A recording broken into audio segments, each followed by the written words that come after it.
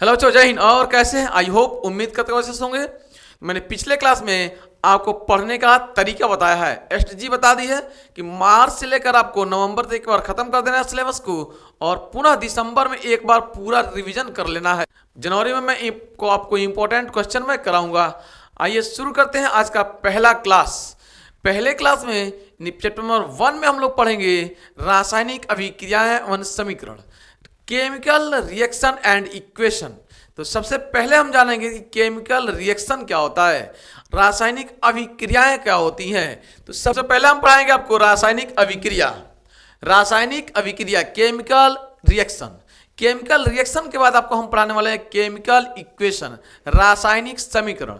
रासायनिक जो समीकरण है इसके बाद से हम पढ़ाएंगे आपको रासायनिक समीकरण 2 टाइप के होंगे। एक संतुलित रासायनिक समीकरण, बैलेंस केमिकल इक्वेशन, और दूसरा अनबैलेंस केमिकल इक्वेशन, असंतुलित रासायनिक समीकरण। ये दोनों पढ़ने के बाद हम लोग पढ़ेंगे असंतुलित रासायनिक समीकरणों को संतुलित करना। जो अनबैलेंस केमिकल इक्वेशन होंगे उनको हम बैलेंस करना सीखेंगे। इसके बाद से हम पढ़ाएंगे आपको रासायनिक अभिक्रिया के टाइप। पहला टाइप जो होगा वह होगा कॉम्बिनेशन रिएक्शन, संयोजन अभिक्रिया, जिसको योगात्मक अभिक्रिया के नाम से जानते हैं। तो पहला हम लोग पढ़ेंगे संयोजन अभिक्रिया, कॉम्बिनेशन रिएक्शन। दूसरा हम लोग पढ़ेंगे वियोजन अभिक्रिया। ठीक है, एक तरफ जुड़ेगा दूसरे तरफ टूटेगा, वियोजित मतलब होता है टूटना। ठीक है, तो वियोजन अभिक्रिया, डीकंपोजिशन रिएक्शन हम पढ़ाएंगे आपको। डीकंपोजिशन रिएक्शन पढ़ाने वाले हैं। और ये वियोजन जो अभिक्रिया है इसको अपघटन के नाम से भी जाना जाता है। और ये वियोजन अभिक्रियाएं 3 तरह की होती हैं।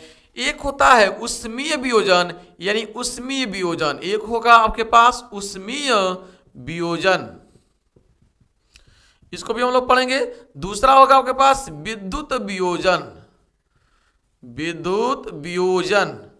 और तीसरा हम लोग पढ़ेंगे प्रकाश वियोजन। तीसरा हम लोग पढ़ेंगे क्या? प्रकाश वियोजन। ठीक है, तो 3 तो हम लोग पढ़ेंगे वियोजन अभिक्रिया के बारे में। उसके बाद हम लोग पढ़ेंगे प्रतिस्थापन अभिक्रिया।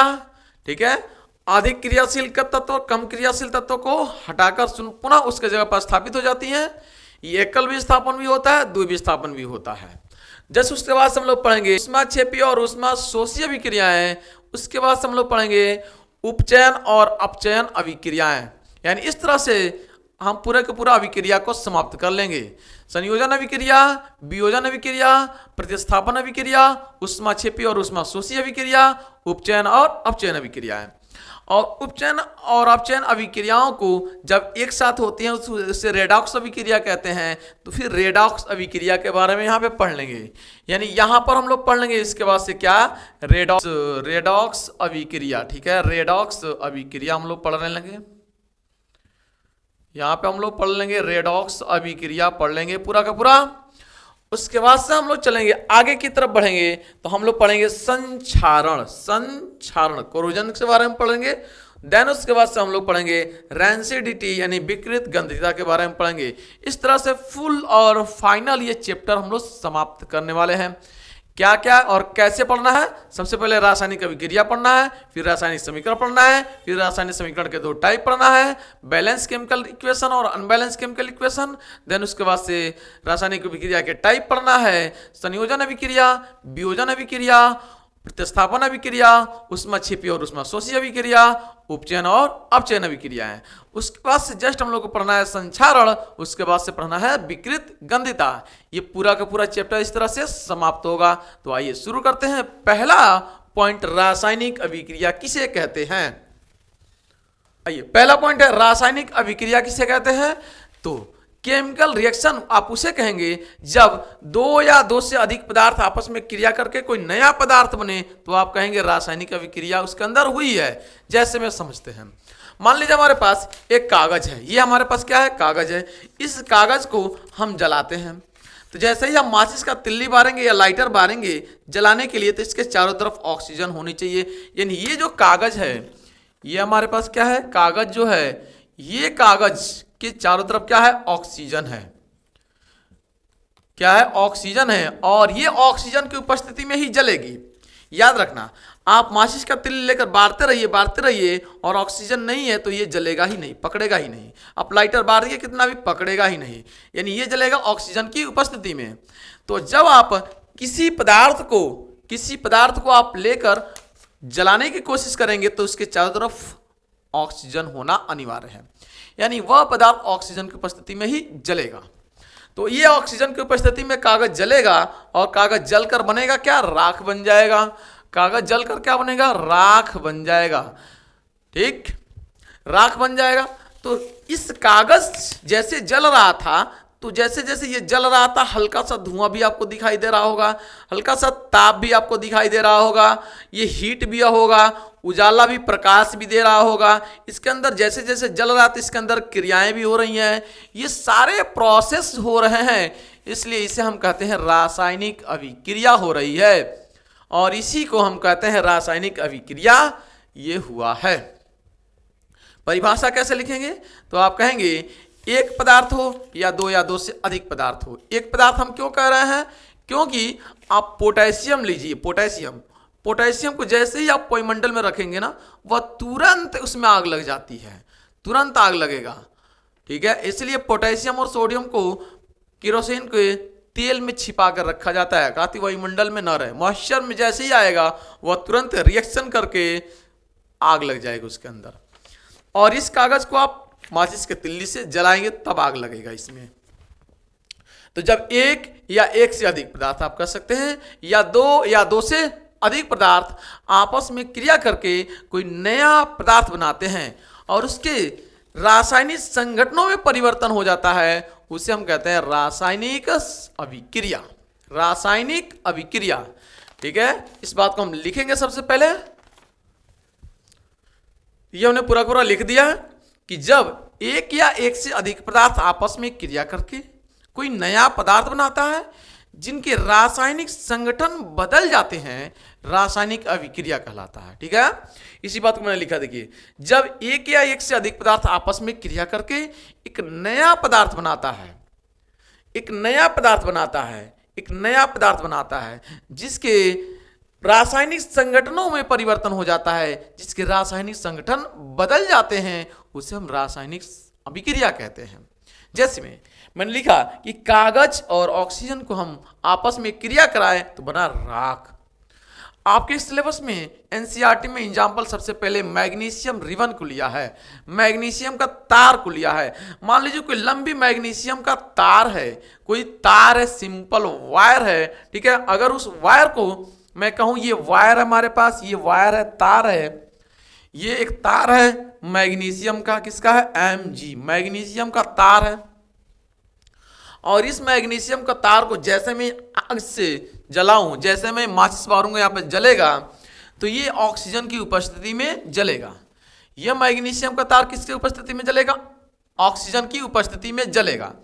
यानी ये मैग्नीशियम, ठीक है, यह मैग्नीशियम जो है किसकी उपस्थिति में जलेगा, ऑक्सीजन की उपस्थिति में जलेगा,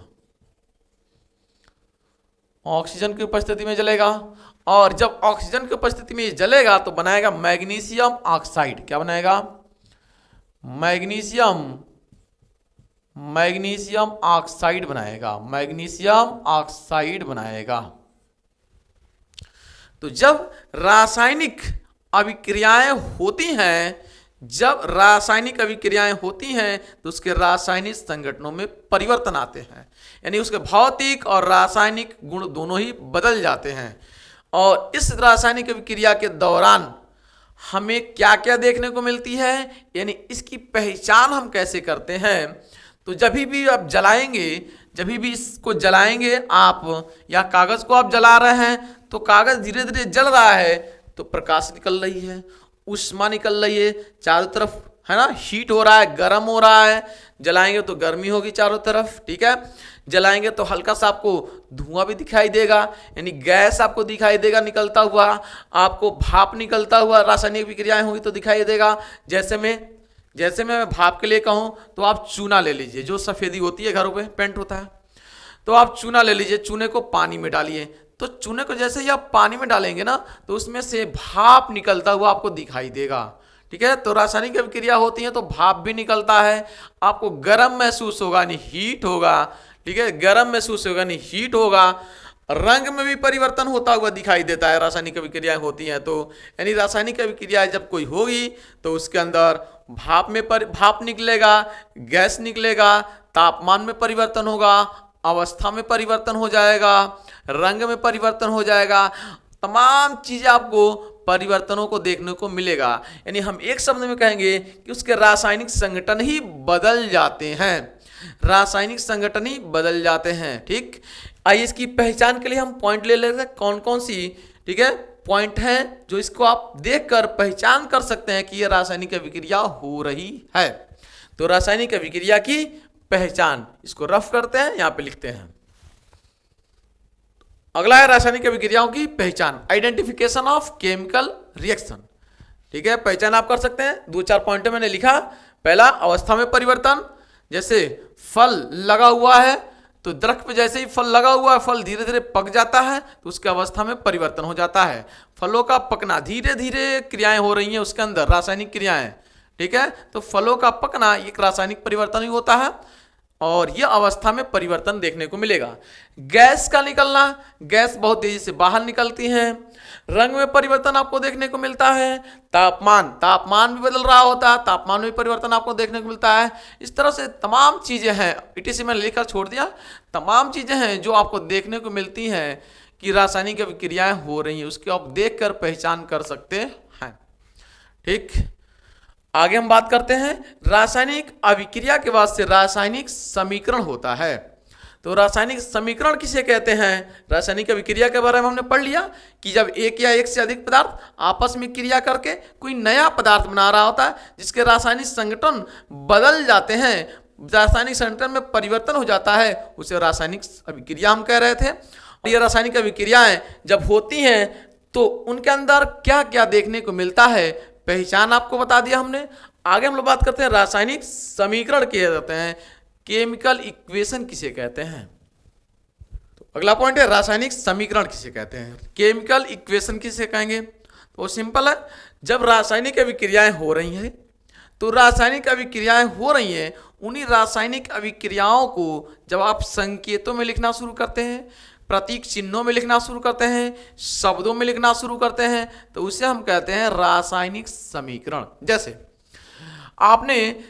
ही आपने मैग्नीशियम का तार लिया था, मैग्नीशियम रिबन लिया था, मैग्नीशियम रिबन को आपने क्या किया, ऑक्सीजन की उपस्थिति में जैसे ही आपने जलाना शुरू किया तो यहां से जैसे ही ये जलेगा तो ये मैग्नीशियम ऑक्साइड में बदल जाएगा। यानी यह मैग्नीशियम को आप ऐसे लिखेंगे, ठीक है, मैग्नीशियम प्लस किसकी उपस्थिति में, ऑक्सीजन की उपस्थिति। तो मैग्नीशियम किसके उपस्थिति में जल रहा है, ऑक्सीजन की उपस्थिति में जल रहा है और जलकर क्या बनाएगा, मैग्नीशियम ऑक्साइड, मैग्नीशियम ऑक्साइड बनाएगा, मैग्नीशियम ऑक्साइड बनाएगा। यह शब्द रूप में लिखा हुआ है, इसी को आप संकेतों में लिखेंगे तो कहेंगे magnesium Mg plus oxygen O2 मिलकर बनेगा मैग्नीशियम ऑक्साइड MgO। तो ये रहा आपके पास रासायनिक समीकरण, केमिकल इक्वेशन। यानी जब रासायनिक अभिक्रियाएं जो हो रही हैं उन रासायनिक अभिक्रियाओं को आप उसके संकेतों में लिखना शुरू करते हैं, प्रतीक चिन्हों में लिखना शुरू करते हैं, शब्द रूप में लिखना शुरू करते हैं, इस तरह से लिखना शुरू करते हैं तो आप इसे कहते हैं रासायनिक समीकरण, केमिकल इक्वेशन। यानी परिभाषा में क्या लिखेंगे कि जब रासायनिक अभिक्रियाओं को उसके संकेतों में लिखना शुरू करते हैं, उसके संकेतों में लिखा जाए या प्रतीक चिन्हों में लिखा जाए तो उसे हम कहते हैं रासायनिक समीकरण, केमिकल इक्वेशन, केमिकल इक्वेशन।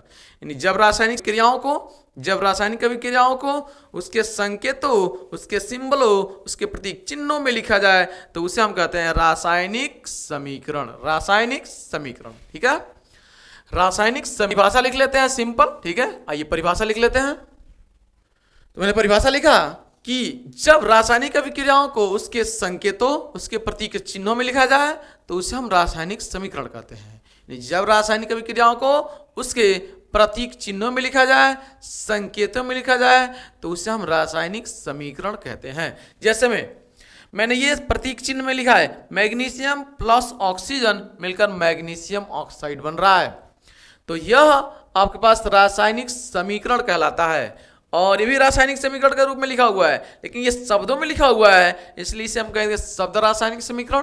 ये संकेतों में लिखा हुआ है, ठीक है, रासायनिक समीकरण को ये शब्द में, ये संकेत में लिखा हुआ है, ठीक। अब इस रासायनिक समीकरण के अंदर दो चीजें होती हैं, एक अभिकारक, दूसरा होता है उत्पाद, और ये होती है तीर का चिन्ह जो अभिक्रिया की दिशा को बताती है। तो अभिकारक और उत्पाद इस पक्ष को बोलते हैं हम लोग हैं जिधर अभिक्रियाएं होती हैं उसको बोलते हैं अभिकारक। यानी अभिक्रिया होने के पहले का पदार्थ अभिकारक कहलाता है, रिएक्टेंट कहलाता है, क्रियाकारक कहलाता है, और अभिक्रिया होने के बाद का पदार्थ उत्पाद कहलाता है, प्रोडक्ट कहलाता है। और ये तीर रासायनिक अभिक्रिया की दिशा को बताती है, ये तीर रासायनिक अभिक्रिया की दिशा को बताती है। अब रासायनिक अभिक्रियाएं दो तरह की होंगी, एक तो जब अभिकारक पक्ष और उत्पाद पक्ष दोनों बराबर हो तो उसे हम संतुलित रासायनिक समीकरण कहेंगे, बैलेंस केमिकल इक्वेशन कहेंगे। और जब अभिकारक पक्ष और उत्पाद पक्ष दोनों अलग अलग हैं, दोनों के परमाणु की संख्याएं अलग अलग हैं तो उसे हम अनबैलेंस केमिकल इक्वेशन कहेंगे। बैलेंस केमिकल इक्वेशन और अनबैलेंस केमिकल इक्वेशन, यानी रासायनिक बात को लिखते हैं हम। रासायनिक समीकरण के प्रकार, टाइप ऑफ केमिकल इक्वेशन।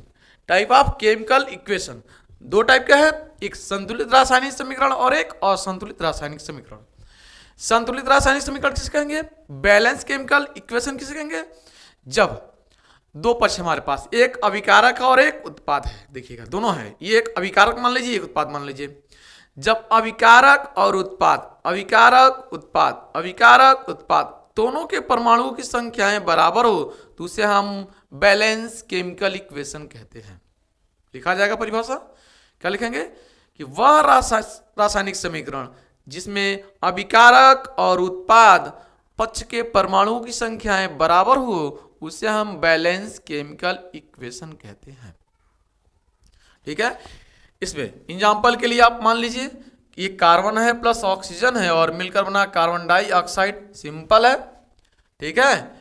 ये आपके पास मैग्नीशियम है और ये आपके पास ऑक्सीजन है, मिलकर बना मैग्नीशियम ऑक्साइड, ठीक है, मिलकर बना मैग्नीशियम ऑक्साइड, तो इसे हम कहेंगे बैलेंस केमिकल इक्वेशन। असंतुलित रासायनिक समीकरण किसे कहेंगे, अनबैलेंस केमिकल इक्वेशन।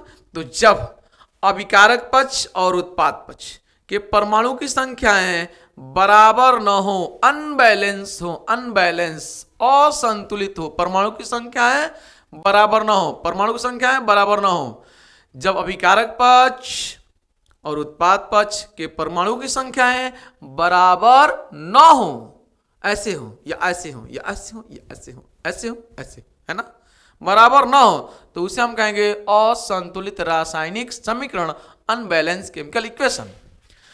एग्जाम्पल के लिए आप लिख लेंगे ऐसे ही, मैग्नीशियम प्लस का ऑक्सीजन और मिलकर बना मैग्नीशियम ऑक्साइड। तो ये अभिकारक पक्ष है, इसमें ऑक्सीजन 2 है, इसमें ऑक्सीजन 1 है, इसलिए अनबैलेंस है। तो ये रहा आपके पास आज का पूरा लेक्चर। तो उम्मीद करता हूं आपको पूरा वीडियो समझ में जरूर आया होगा, और आपको समझ में आ गया है तो आप चैनल पर नए हो तो चैनल को सब्सक्राइब कर लीजिएगा, बेल आइकन को प्रेस कर लीजिएगा, अपने दोस्तों में शेयर कर दीजिएगा और कमेंट करके जरूर बताइए हमें वीडियो आपको कैसा लगा, ठीक है, वीडियो हमको कैसे लगा। और इसका आप डिफिनेशन लिखकर इस नंबर पर आप सेंड करने की, ये व्हाट्सएप नंबर है 63 91 28 72 और 40। इस नंबर पर आप क्या करेंगे, इस दोनों का आप परिभाषा लिखकर सेंड करेंगे और अपने मन से एक एक एग्जाम्पल लिखना है। तो आज के लिए इतना, thanks for watching this video. जय हिंद, जय भारत।